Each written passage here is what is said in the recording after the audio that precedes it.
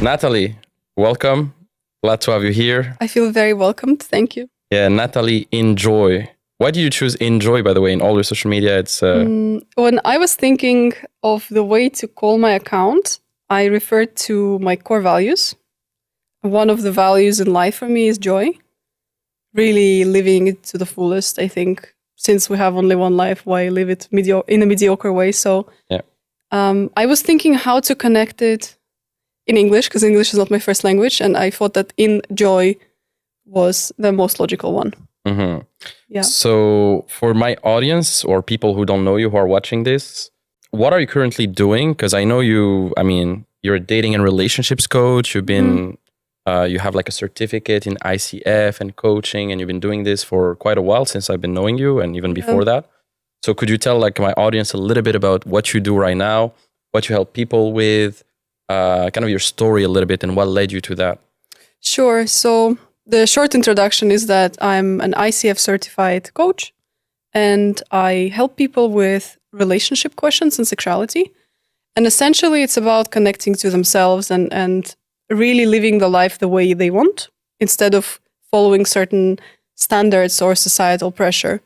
I also study psychology, and recently I started another company that does the same thing. It's about helping women to unleash and unlock their sexuality and feel comfortable and confident in it. So that's what I do. So before it was mainly men and women, but now in the new company, you're specializing in helping only women. When I work one-on-one, I don't really differentiate. I have worked with both men and women. And funnily, I kind of have an equal ratio of both men and women. Among my clients. But when it comes to that group coaching, that is for female. Mm-hmm. We are expanding it into male. And then we are planning with my partner to do group couples workshops. But that's in the future. We started with women. Okay. When you were talking about helping women, be comfortable with their sexuality, etc., what are you doing exactly? Like, is it mainly like mindset stuff, or you take them in the field of like show them how to do stuff in the bedroom, or like maybe I don't know, do kinky stuff like tantra? I don't know, like what is it exactly? Just everything I do is based on who I am. I'm a certified ICF coach, and it's a whole method on how to optimize your mindset and how to dive deeper into your core values and who you really are. And it will then reflect everything in your life, right?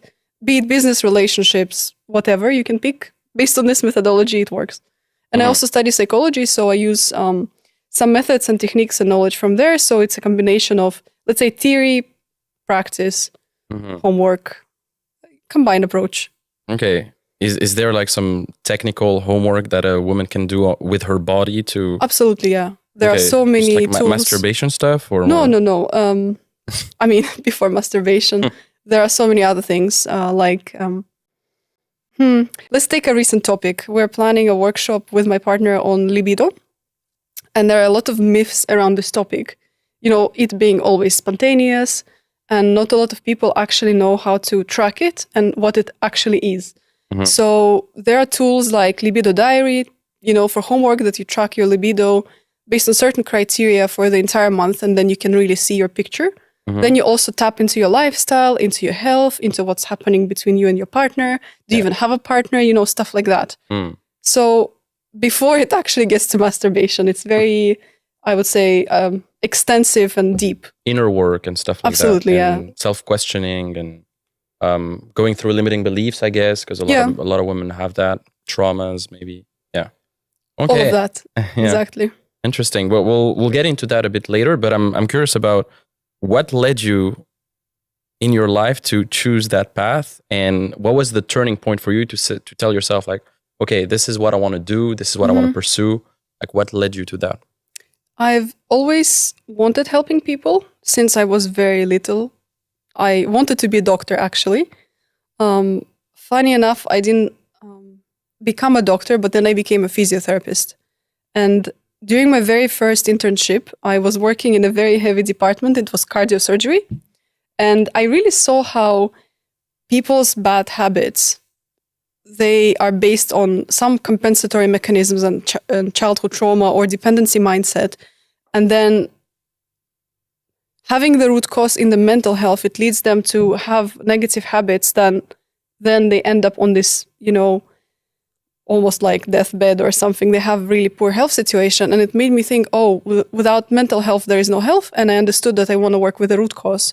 So that was the beginning of everything. And years later, I started studying psychology. And when I became a coach because I wanted to work with people, but I didn't want to wait because I'm very impatient. So I got another certificate. I was parallelly studying both coaching and psychology. And then I started working with people. In the beginning, I didn't have a clear niche. As a new coach, you start from, let's find your purpose. Let's transform your life. Let's have a promotion, at your workplace. And it all seemed kind of fun and effective, but it didn't feel like me. And again, I dove deep into my core values because I also work with therapists and a coach on a regular basis. And one of my core values in life is relationships as well. I really care about people around me, and I really care about building those, not necessarily romantic, but overall relationships. And so I felt like for my work to resonate and be meaningful, I somehow had to connect it to who I am. And this is how I focused on relationships. Plus, during these years, I had experience working for Estonian government as the counselor for victims of abuse, sexual, domestic. Okay. So I was the first contact person for these victims. And it really opened my eyes to how lack of self-awareness, boundaries, trauma can lead you into the place where you can really be lost, and it can really affect your life in all possible ways, and it can destroy you. And I think that inspired me to kind of move into that topic as well. It's interesting. So at first you wanted to be a doctor, and then you realized that, health starts first in the mind with Absolutely. the mental health. Yeah. And I think you were modeling at some point too. Yeah, I did. That was part of your story too at some point. You don't do that anymore? You don't want to model anymore? Or? I mean, I do. It's I do sometimes. I have long-term partners with whom I work for many years. And it's fun and it's good for me. I enjoy working with these companies. Or when there is a fun project, I do it. But I would say modeling is not exactly what I like to do with my life. Yeah. It's not very fulfilling. It's very shallow. Yeah, true. I used to model too, just fashion shows in Montreal. Yeah, but same, it's glamorous in the front end, when the back end is not very it's glamorous. So not glamorous. It's such a hard physical work and mental as well. People really don't realize that. Yeah.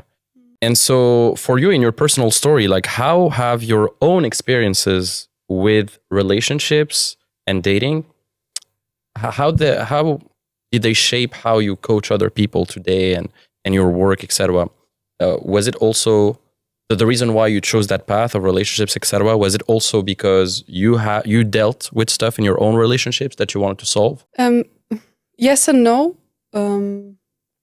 I really don't know a lot of women or overall people who have not been into toxic relationships, especially in their early 20s. Yeah. That's not what we're taught. We're not taught how to properly have a functional relationship, And I think a lot of people, if not all, have definitely faced problems. I wasn't an exception. But when it comes to my work, I absolutely do not project my own experiences onto my clients. It's not about me. Maybe observing how many people around me and me included kind of perhaps gave me inspiration, but that was about it. I don't transfer my experiences into my work. It's not about me, it's about clients. Gotcha. Because personally, I mean, when I learn something in my own dating life and I implement something in my own dating life, then I feel like, I could coach my clients about it or how to go through that. Or for example, if I'm looking for an answer, like how to approach a woman in my own dating life, then I could, if I solve that and I know how to do it consistently, then I can teach it. So maybe you as well, you had your own life, you had different things happening, and that transfers on to what you teach your clients potentially. I mean, here the question is about what coaching is really, because there are so many facets to it. Yeah. And I believe me and you were doing different methods, which, each to their own. You chose yours because it's your life, your preferences. I chose mine. And in my work, I don't do that, but that's fine. I mean, I don't try to teach people. I try to ask them deep questions so that they can tap into themselves and then find answers. I truly believe that all answers we have within. That's true as well. There is no one single pattern or way to live life, because what's right for me is not right for someone else. Yeah, that's what I think. That's true. I agree that, there's not like an all-in-one solution that's going to work for everybody. Absolutely. But there's still like some principles that people can potentially put in place just from trial and error, Like when you take a big enough sample size of people who've been through the same thing, then you can see patterns and you can see like, okay, there's been this pattern going on and this is what it would take to fix it. And you can see like based on patterns, like anyways. Yeah, surely patterns, they matter. We all are surrounded by patterns. There is part of counseling in my work, so to say. It's more to explain a concept. But I think that's about it. I really don't bring my experience into my work. Gotcha. Oh, I mean, I don't talk about my life during coaching sessions.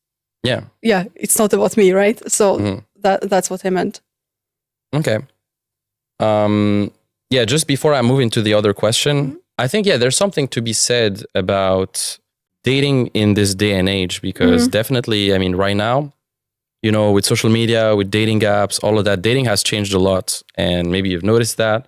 For sure. And do you think it's harder now for both men and women? And how do you think this, this whole social media trend and all of that has affected relationships nowadays and dating and all of that? I for sure see a huge impact of social media on modern dating. It's both men and women. We're all human in the end. And one trait that I've noticed is that it becomes very easy to dispose of someone because of Tinder and all these apps. You swipe right, you swipe left, and you always feel like there is an endless pool of people you can date. So people jump from relationship to relationship without really analyzing how it went and what was the reason for it not working out. And a lot of people tend to blame it on the other person and not take personal responsibility for, for their part in the relationship. And definitely there is lack of awareness. That's the trend I see. And it's become much more difficult to connect on a deeper level, again, because of how fast-paced our life is and how everything happens really fast in social media. It changes in like 30 seconds. And I think it affects communication. I overall see the trend that people tend to text more instead of really meeting. It's both in relationships and then friendships and all. And it's kind of sad to me.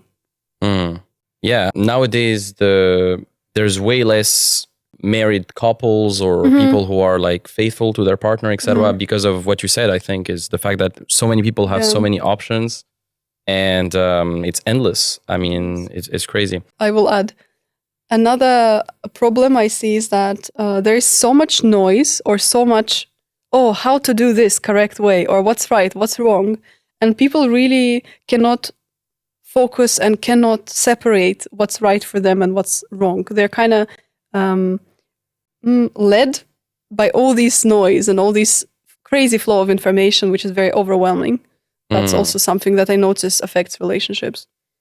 That's true as well. Yeah, I mean, society and what people try to project on us on a daily basis via social media can also affect our perception of things, and we start to believe things that maybe aren't really right for us. And then, I've seen this too.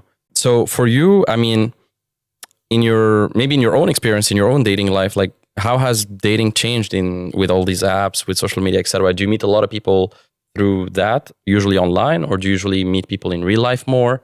And just tell us. When it comes to my personal experience, I've used both. Dating apps definitely makes it easier for me because I also have my own system of how to approach and how to filter through, let's say, men. Okay. What's your system? I mean, I ask certain questions. I very well analyze their dating profile, what they write. I can tell a lot about someone. Like their bio? Based on the bio. What if he doesn't have a bio? It's just like Instagram. That also tells a lot. Let's say if a guy is 35, and I've seen even older men do that, and their entire bio is nothing. What does it tell me? It tells me that this person of 35 years old cannot talk about themselves. What does it tell me? Perhaps they are lousy and lazy, so they're not very invested. Yeah, do I need this person? No. Or they really don't know what to tell about themselves. Then they lack self-knowledge, self-awareness. I'm not interested in this person. Yeah. It's funny you say that because sometimes I give advice to my clients about their bios. And a lot of times I say keep it simple because, I mean, if a guy also writes like a huge paragraph about himself on Tinder, it's a bit like, first of all, it's like very high investment. Like it looks like it matters so much to him that he's writing like all these paragraphs. But also, like there's a bit less mystery maybe or stuff like that. But then let's say his pictures tell the story of his life. Like, but do they really? I mean, sometimes, yeah. If you know he shows himself in traveling all over the world, doing cool shit, especially on his Instagram, for example, maybe that would compensate. Or no, it's just like, yeah, if he doesn't have a bio. No, I think it's very easy to present a certain image of, yeah, I'm a cool guy, I'm traveling, or I'm a cool girl, I'm traveling, but what does it really tell about you? Nothing. Because it's very easy to photograph, or it's very easy to edit now. There is no substance in it for me, personally. I think it should be simple and should be clear, the bio. It should answer certain questions, who you are, what you're looking for, you know, what you like, what you don't like. Basically, a bit about yourself. It doesn't have to be a whole essay and very complicated, but I think it should be very clear.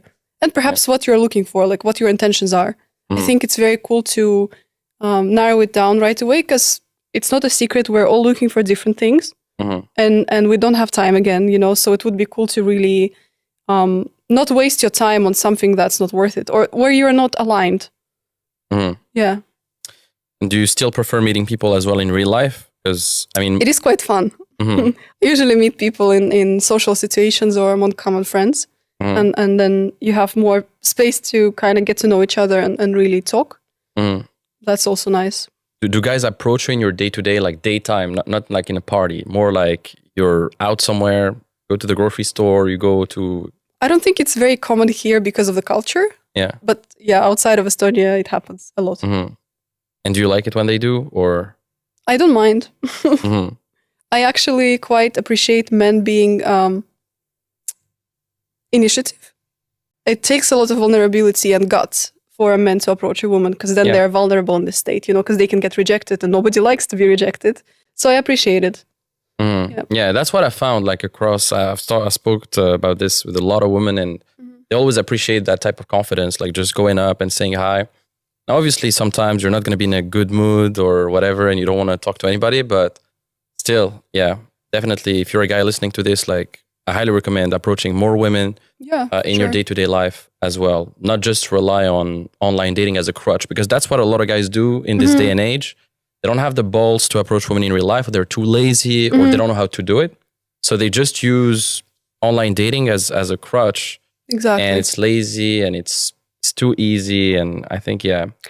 I really would like to add here, in my personal experience, when someone slides into my DM, I really have no idea how to connect to them. And because, again, our life is so filled with online communication, you constantly chat with friends, you know, you talk about business or your work online as well. And then when someone unknown slides into your DM, I oftentimes think, okay, so you're here and what should I do with you? Like, who are you? I don't even know you. How do I connect with you? And it's awkward.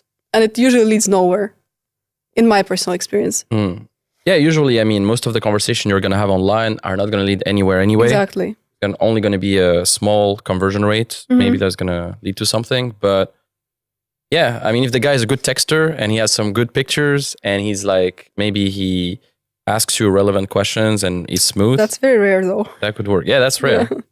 That's why, yeah, they need a system. I think it's very good to have a system because you need to have direction or vector in your actions. A lot of people do things just to do things. There is no clear goal, no understanding of what kind of consequences they want to achieve afterwards or results. And it makes everything just a big time waste. I find. So systems are great. Being clear with what you want, amazing. Oh, what's the big most overrated dating advice.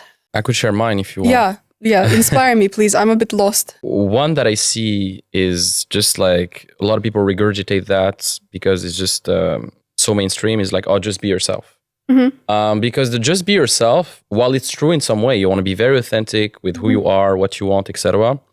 Well, if yourself at the current moment is shy, timid, doesn't really do anything, is lazy, whatever, then don't just be yourself, improve yourself as well. I mean, you can be yourself temporarily, but you got to know that you need a version 2.0 of yourself to get better results, you know? Yeah. And I think that's very overrated, like just be yourself. You have to become the type of person that gets those results. You don't, I truly believe like you don't get successful, you become successful for sure through your actions, through working on yourself. I agree here. As much as being yourself is great, because that's an essential part of who you are, and eventually getting to know someone, that's what you're connecting on. But really being mindful of your growth or your social skills that you perhaps need to tame a bit up, that's very important. And having a system again, being very clear with what you want is very important. I overall don't like very rigid rules, as much as they're very sexy and they attract people and it's very cool to follow them. What do you mean by rules, for example? I don't like when someone says, do this and for sure you'll get a date, Yeah. You don't know. Like, how are you so sure if it works for you, if it doesn't work for someone? That's what I don't like in dating. Or labeling someone as something without even really getting to know them. It's really fast to judge. If he says this or if she does this, then yada, yada, yada. It's too blunt and simple because you don't read someone else's mind. You really don't know. Yeah, I mean, a lot of this type of content is made to get views and made Absolutely, to get reactions, but I get what you're saying, yeah. What's like one thing that men should stop doing immediately on dates and in general with women? What are some of the biggest mistakes you've seen guys make with you, for example, or when you coach guys, like things you can help them with? Trying too hard. And it's not the same as having better social skills or aiming or projecting that better version of yourself. It's not that. When you see it gets a bit awkward when they really try too hard, and instead of really getting to know the person and showing sincere interest, they kind of use patterns that they heard somewhere, or they just try to be extra, like all over a girl, a bit too desperate, And that really is a turnoff because you can see that he's really trying too hard. So yeah, this is what I say to my guys too. I think I'm glad you brought that point because sometimes less is more. Absolutely. Like addition by subtraction in some way, because a lot of guys, they try to overcompensate their lack of confidence or game with cheap tactics. Yeah, it seems insecure when someone, for example, focuses too much on your like appearance. Oh, you're so beautiful. Okay, one time you said it, thank you, I appreciate it. But then if it's all the time about, you're so beautiful or something of some sort, when they try to kind of win the girl over by all this sweet flattery, it becomes too obvious that they are desperate. Yeah, or they're not not confident, I think that really ruins everything. Like, we're here to get to know each other. Can we talk about getting to know each other, perhaps show some sincere interest and try to ask questions? It's actually good to prepare in advance a few questions that you want to know about the person. Yeah. Yeah? But that comes... Instead of being overly, oh, you're too beautiful, oh, la, la, la, it's a bit too much. I think women then start to suspect, something is going on, like he's too desperate, and then they block. Yeah. They build a wall and that's it. I think oftentimes guys don't ask you questions like that because even themselves, they don't even know what kind of woman they're looking for. They don't know. They don't even know who they truly are, what they truly want. So they can't really qualify you on. They can't really ask you the right questions because they don't even know like what they're looking for. So I think one thing to do for every guy listening to this is really come up with a list of the things you'd want a woman to have, like attributes, absolutely, and things you just have to disqualify her on that like she wouldn't be the right fit if she did those things, or And she would it's be that way. absolutely it's absolutely amazing, because really we are here for a very limited time period, and we really want to make the best out of the time that we have. And it's fine to have standards and boundaries. In fact, it's very healthy.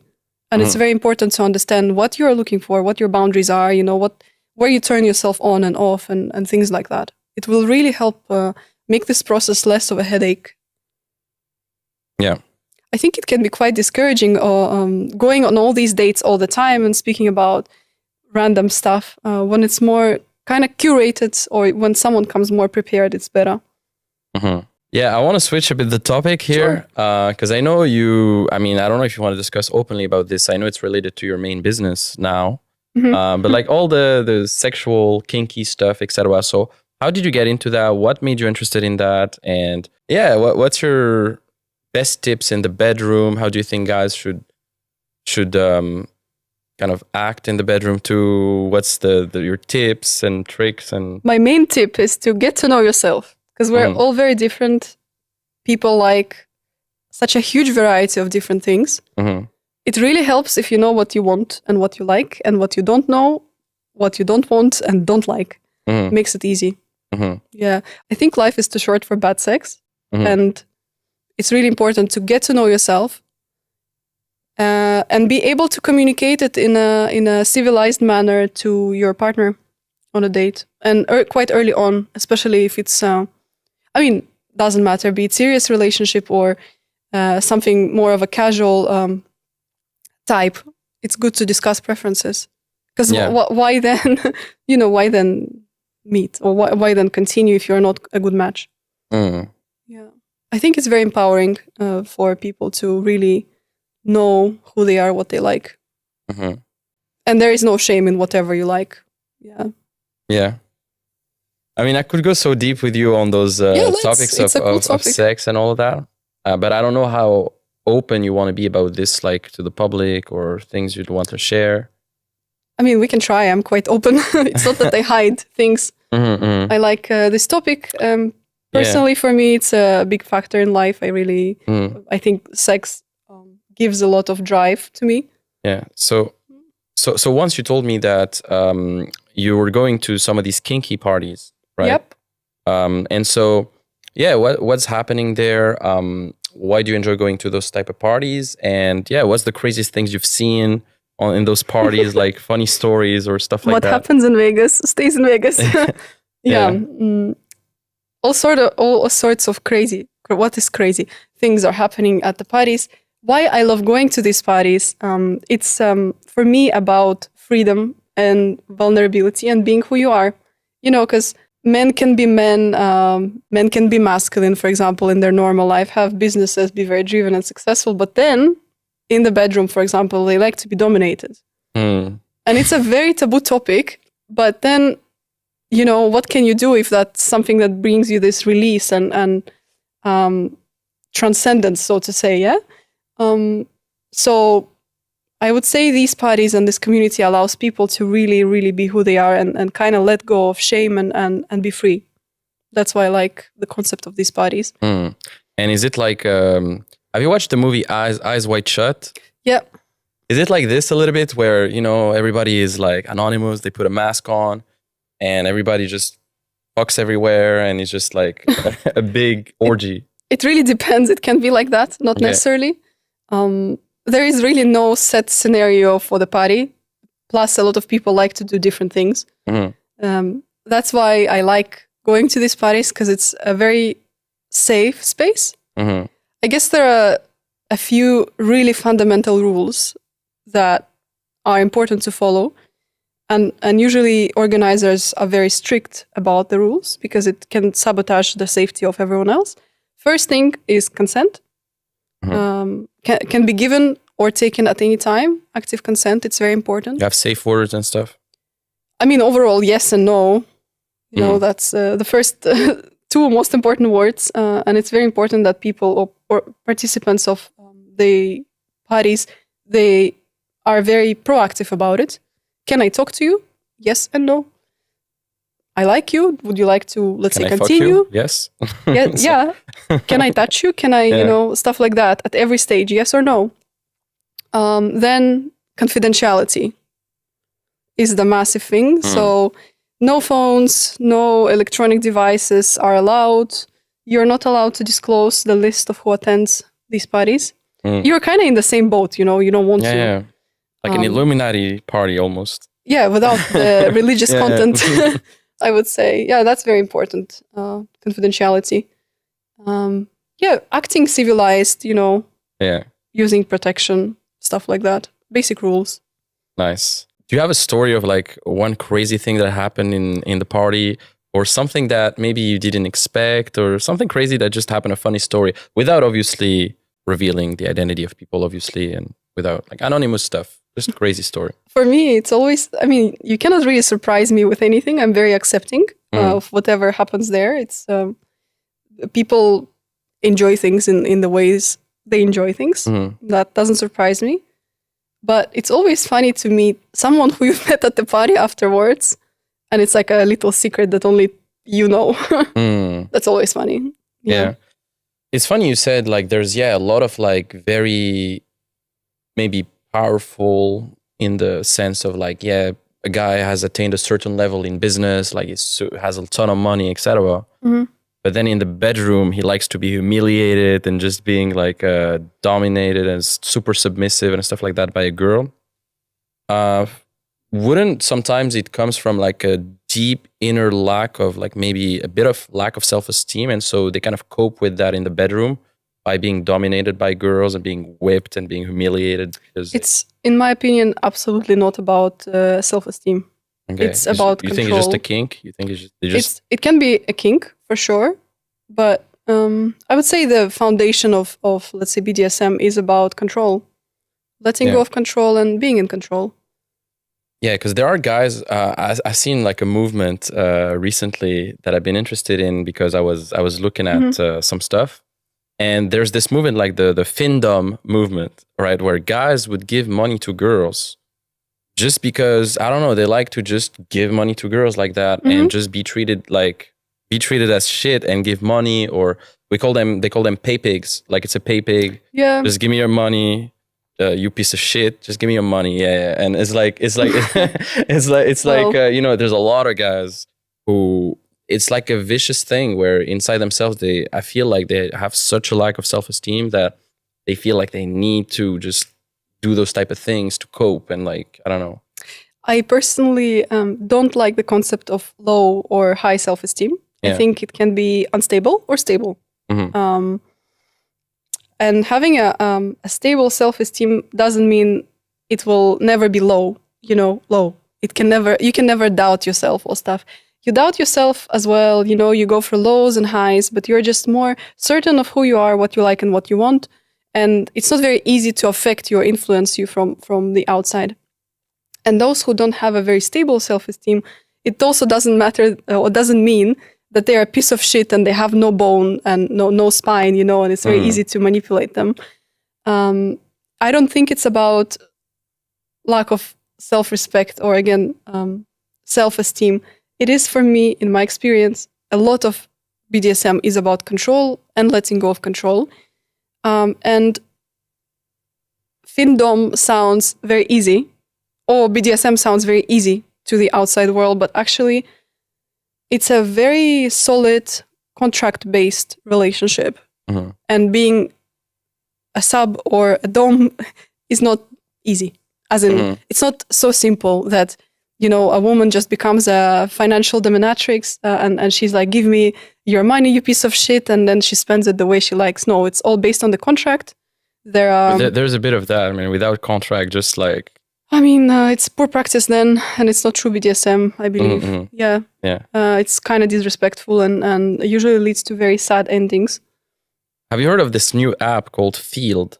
Of course, yeah. Yeah, a lot of people... The best app. Yeah, apparently some guys have told me about this app where it's like full, being open about your sexuality, BDSM, you can put your kinks and stuff like that. Yeah, In Tallinn, there's not a lot of traction because it's still small. Tallinn is very kind of quiet place, I would say. Culturally, it's not very loud.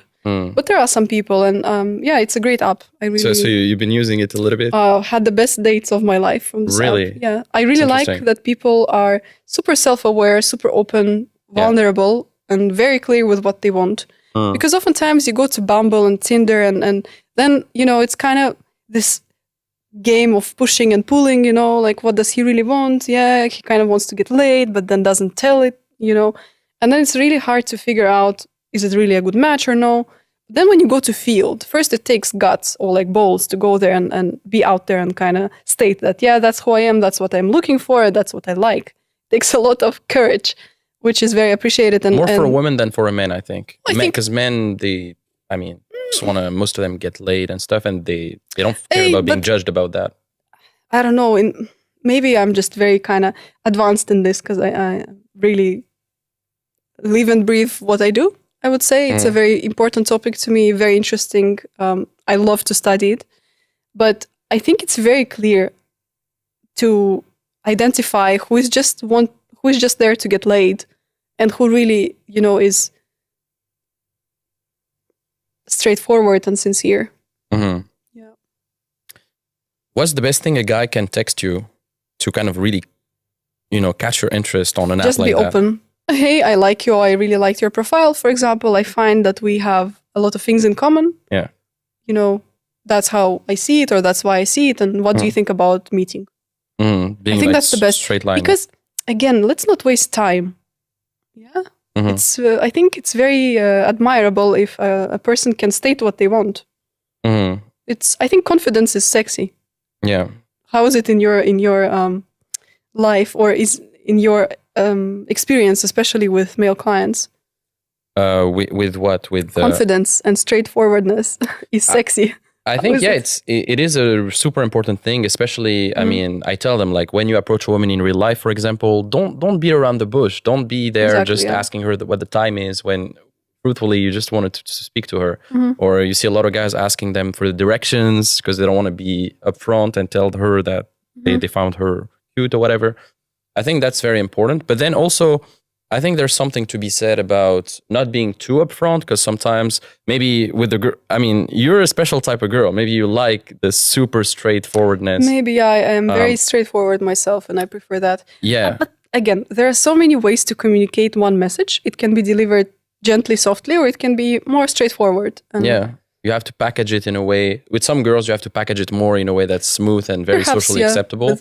Perhaps with most with girls. some other girls, yeah, you can be. I mean, especially in field on the app, you can be more like hardcore. More, yeah. But with normal girls, just most normal of them, people, let's say, most of them, you have to package it in a way that's more smooth and have that push pull a little bit. Also have that intrigue, that mystery of like, oh, I don't really know if he really likes me, but yeah, let me keep texting him. And there's a bit of that challenge, that tension, where it's not like, oh, straight away we're just here to fuck. We don't know yet. There's like this kind of tension.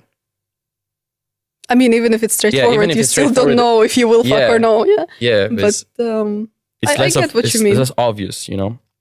But yeah, what's the most attractive quality that you find in a guy usually, besides a guy who fucks well or has good sex? Like something. What is good sex and what is fucks well? Yeah, like it's different for each person. Yeah. Confidence is very, very attractive, and really knowing who you are. I think that self-awareness and being kind of content with who you are, it's very sexy. Mm-hmm. So a guy who lives in congruence with himself, like in his thoughts, words, and actions, and who knows who he is, and I would say so. Yeah. Mm-hmm. Because that's what authenticity is, like just being congruent with your thoughts, words, and actions. Right? Carrying yourself, authentically, sincerely, that's, I think, very sexy. Let me ask you this. What if the guy is perfect in every sense, in a way, like he's super good looking, super sexy, etc. But unfortunately, in the bedroom, he's not that great? Nah. Okay. So bedroom over everything first. Looks, not over everything, but looks, they fade. Yeah, and I truly believe, you see, for each person, sex means different volumes, I would say. And here we should dive into scientific concept of sexual constitution. It's not very well known in the West, but in the East, it's part of sexology as a science. Yeah, and so sexual constitution is something that you're born with and you cannot change. It's not libido, it's literally your genetic blueprint. Yeah. What do you mean sexual constitution? Like whether you're straight or not, whether you have a penis or a vagina? It's not that. It's about how your body physically, how much your body physically needs sex. It's the sex drive that each person has. And it's a genetic thing, and it kind of develops already while you're like prenatal, while you're still in your mother's womb. And it depends a lot on testosterone and how a certain area in a brain of both men and women is developed. It's not about how developed or not it is. It's about what's the density of neurons and what's the hormonal cocktail and your genetic predisposition or your genetic inheritance is basically. And people who have higher sexual drive or stronger sexual constitution, they usually require more sex, and for them it's of bigger importance. I am one of these people. And then there are people who have less of a sex drive, and then sex is not very important for them, and you can definitely see it in relationships. So yeah, you need to really know yourself. Yeah, no, it's great. It's a great point. I like it. Yeah, we have different human needs, and some people sex is like a higher human need, and some people need maybe less. How long could you go without sex? Like, what is this question? Like, could you go like 3 months without any sex, any intimacy? That would be very sad. Yeah. Yeah. I think that's all I say. What's the sweet spot in a week of like 1 time a week, 2 times? I mean, it depends on your sexual constitution, but the general rule of thumb is for strong, it's from 1 time a day up to 4, or as many as you can or you want. Then for average, it's about 3-4 times a week, and then for weak, it's about 1 time a week up to 1 time a year. So it really is very personal. And then every decade you deduct 1 day out of it. So with age, it fades. Yeah, and then there is libido on top of it. So how is your lifestyle? How is your relationship with your partner? How are your stress levels? What have you been doing with your health, for example? So it's really a complex topic. Yeah, it's true. I think for guys, a lot of the libido can be developed through your lifestyle, like if you train consistently, you eat the right food, etc. Like you're gonna feel like you have more testosterone. You wanna have more sex. Yeah. By the way, it's the same for women. Yeah. Our sex drive is also based on testosterone. Guys just have more of it. We still have it. We have it. In different levels, and then testosterone levels also will be different based on your sexual constitution, both for guys and women. But gym and healthy lifestyle and sleep, they really help with that. Yeah. Do you believe in soulmates? Why? And if yes, then why? And if not, then why? Yes and no. I think we decide who is the soulmate. You just connect with people on a certain level, and yeah, that's there. It's good to have a soulmate, but then having a soulmate, does it really mean that it's happily ever after? Not necessarily. True. I think, we see this in a lot of movies, for example, in Disney movies, where the guy is going to chase that princess, that special girl, that soulmate, and they're going to be happily ever after or whatever. This is a narrative that we've had in society. Even you girls, you've had this narrative like of the Prince Charming coming to rescue you and whatever. Yeah, it's a very sad story, to be honest. Yeah, and I believe this delusion of like, there's going to be only this special girl, and if not her, then there's nobody else. I think it leads a lot of guys to desperation and hell. And women. Yeah, it's really complicated because there is this almost unachievable ideal, that we are being fed since very early childhood. But life is very complex, and it's usually not the case. Yeah, I think you can have different soulmates in different periods of your life. Absolutely. And even the greatest relationships, they can fade. And then the worst relationships, they last long, for example. Yeah, so. Would you get married? It is on the table, yeah. Would you have kids? Not sure yet. I'm not the type of woman that kind of puts it in the center of her life. I never felt this strong maternal instinct. I think what really drives me is growth and really realizing my full potential in life. That's what really drives me. And with kids, I'm still not sure. Mm-hmm. It's not something that I will probably be desperate about, and I never have been. Mm-hmm. Yeah. Would you rather date like a rich guy who's bad in bed or a poor guy who's good in bed? None of them. I don't like to choose. I like to have everything. Yeah, full stack. No, but then I would maybe lean more towards a poor guy with good sex, because I can also earn my own money. Yeah. Yeah. And okay, so let's play a little game real quick and then we can come back to the questions. Absolutely. I want to play this little game with you and see what you think about those type of things. So we're going to play a little game. It's called red flag or green flag. And I'm going to tell you some situations and you're going to tell me what you think about it, whether it's a green flag or red flag for you and why is it. Let me ask you this, okay? Green flag or red flag? So let's say you're on a date and then he tells you that he cheated. He had a past relationship and he cheated in his last relationship. But he says that he's learned his lesson now and he's grown from it and he's not going to do it again. It was a mistake. Green flag or red flag? Green. As crazy as it sounds. Mm-hmm. Yeah. I mean, infidelity is so common. It happens way more often than we think. And from what I've learned, personal experience, and also, based on what I read and learned about it in psychology, people do it for all sorts of different reasons. Yeah, it's never straightforward. So I'm not the person who thinks that if a guy or whoever did it once, it will happen for sure again in a new relationship. So the saying, once a cheater, always a cheater. I mean, certainly right. there are patterns. There are pathological liars and people who get their whatever dopamine fix or rush from cheating. That's one type of person. But then there is another type of person who, has done it because there were certain things that were lacking in a relationship or whatever, like communication was bad and it's just being humane or like human. Yeah, I think also yourself, based on your previous answers, you really value also straightforwardness and honesty from the get-go. And if he had maybe hidden that from you, then you wouldn't respect him as much if you found out later on. But yeah, it's okay. Let's move on to the next one, and then we can talk about the rest. So let's say, okay, other question: green flag or red flag? Let's say, you've been dating a guy, and it's been a pretty casual dates, but then you mention some other guys you've been seeing, or maybe a male coworker that's hitting on you or whatever, even if it's purely professional, and he gets jealous, he gets annoyed by that, by the fact that you text other guys, you see other guys.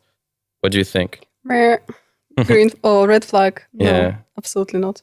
You need a guy who can tolerate the fact that you're going to see other options. It's not about tolerance. It's about being secure and understanding that you don't own someone.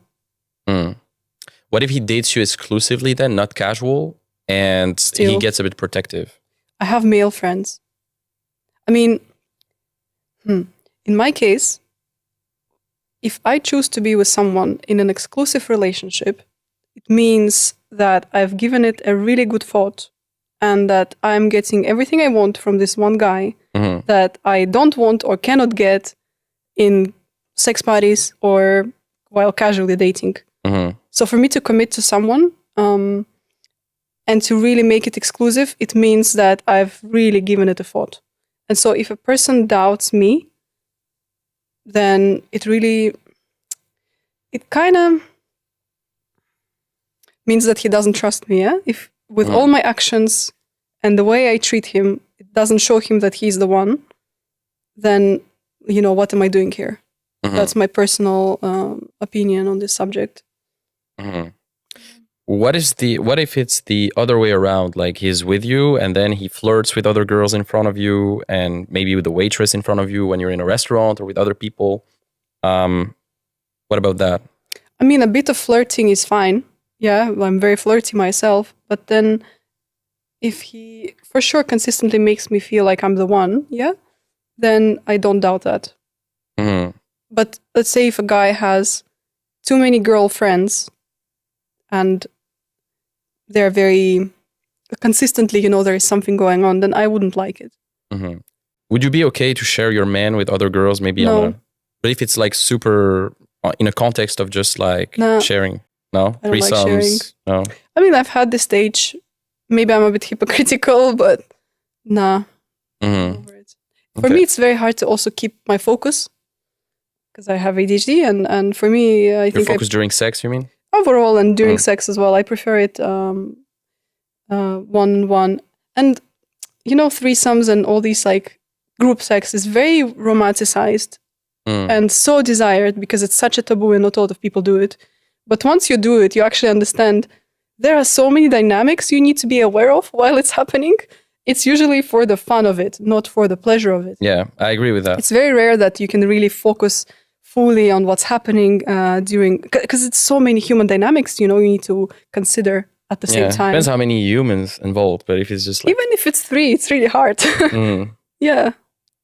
And honestly, it's very consistent from everyone who has ever tried group sex. It's always the same answer. It's good for fun, but it's not the same intensity and depth that you can get one-on-one. If you had to choose a setup for group sex, would you prefer a setup where there's 2 girls, you and another girls, or 2 guys? The other way around. Okay.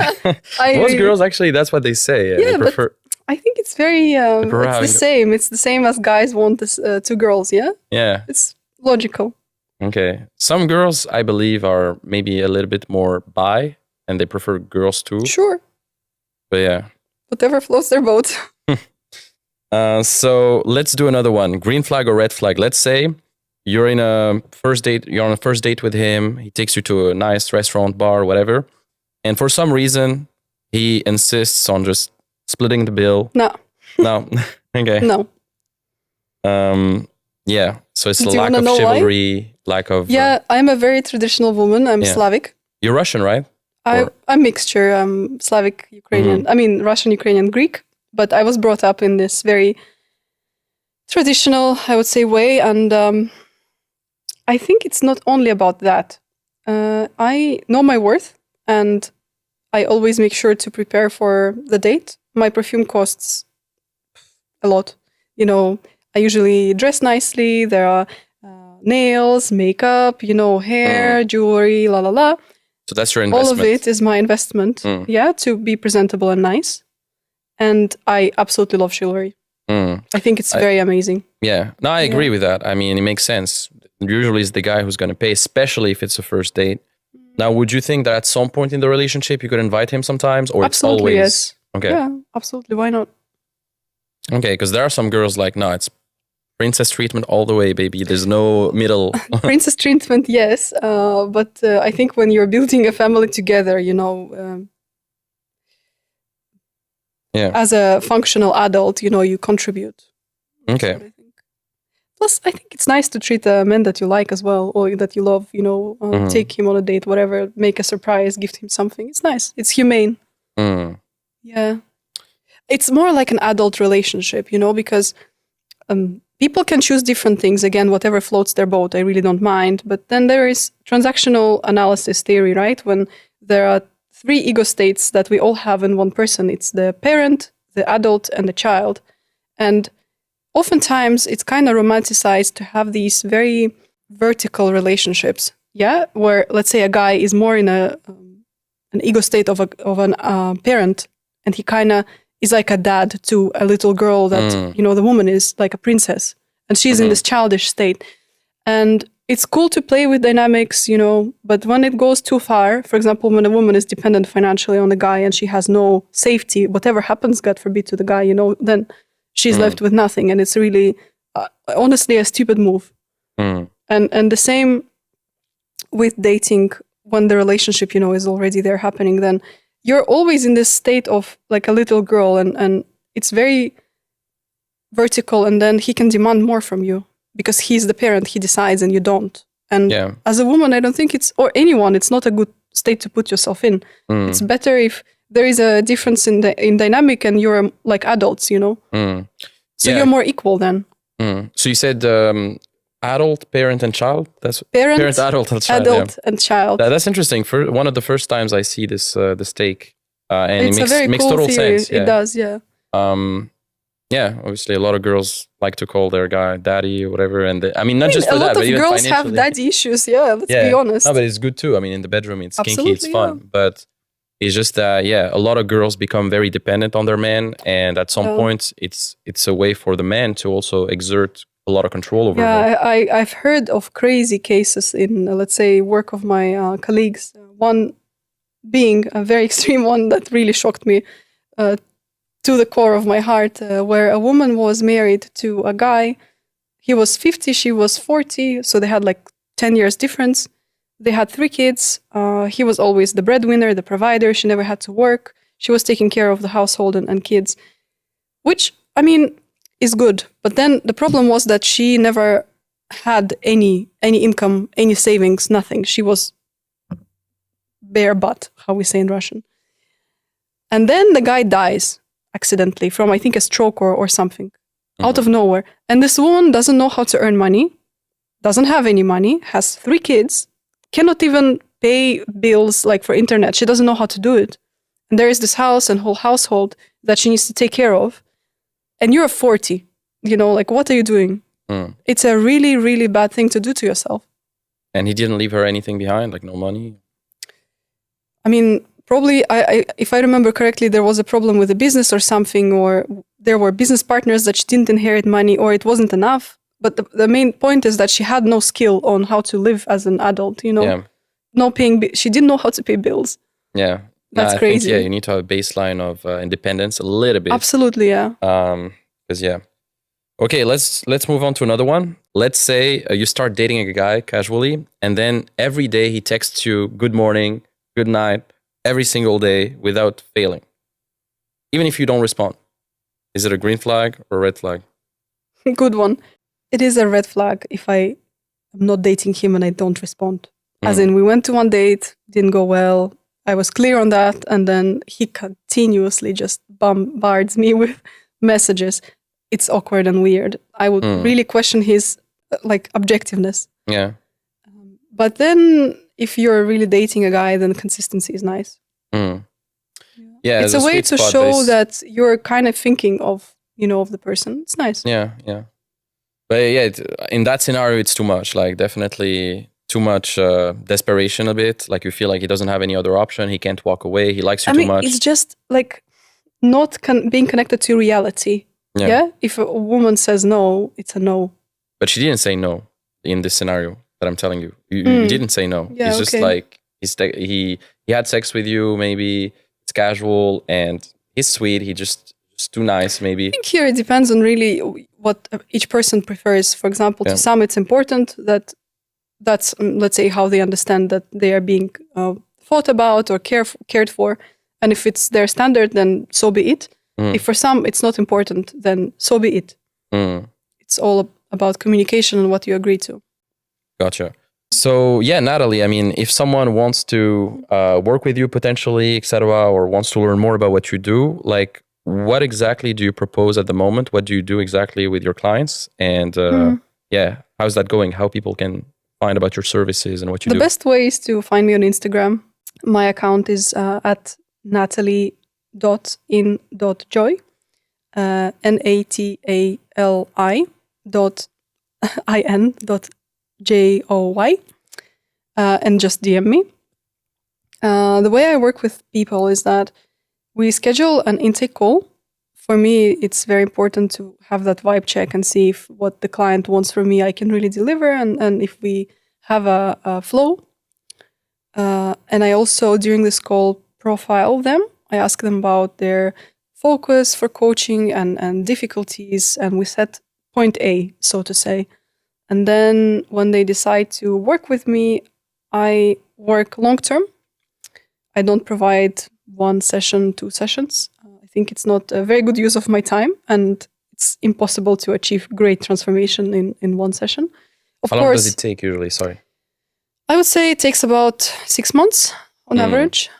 It's different for each person, but I would say based on my 5-year experience, it's about 6 months. Especially if they have never worked on this topic.